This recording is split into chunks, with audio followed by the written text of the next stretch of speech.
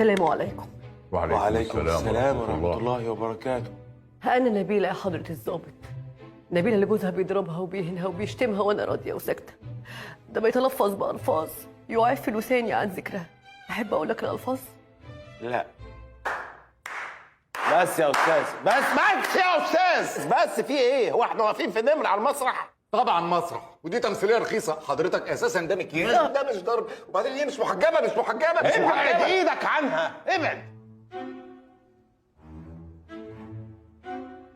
إيه أقوالك يا أستاذة نبيلة في إنه بيقول إنك أنت سرقتي فلوسه؟ ده حساب مشترك يا باشا. بحميه من نفسه. ده مضيع كل فلوسنا. فلوسنا؟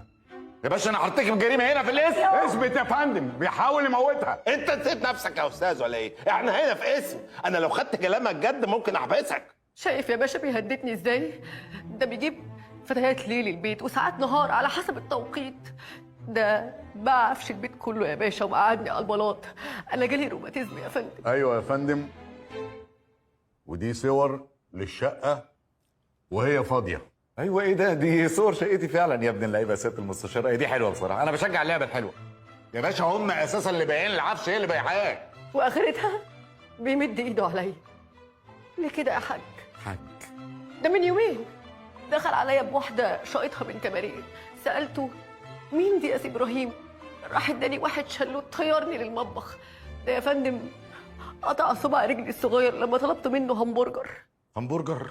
انتهت ولقيناها. انا بقى يا باشا بطالب بالكشف الطبي عليها ونشوف بقى صباع رجلها ده مقطوع ولا مش مقطوع. ايه رايك؟